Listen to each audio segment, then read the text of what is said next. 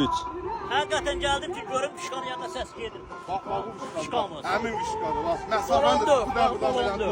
Buradan belə bir dənə tut. Gedək. İndi get görək gedə bilirsən.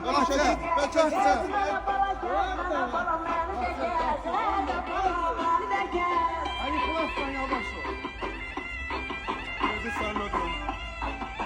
Bax, bu görülən maşın sistemi var ha. Bunu 1 manası tək şəxsiyyət xəstəsidir.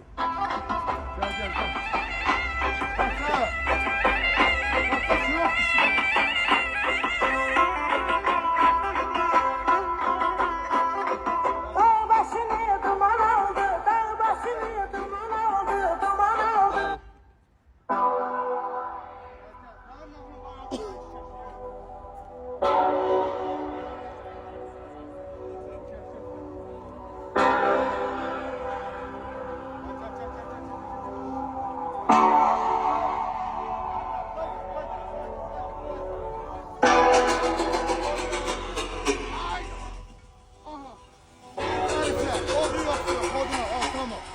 Nətərdir? Hala, Mıkı da yoxsa yox?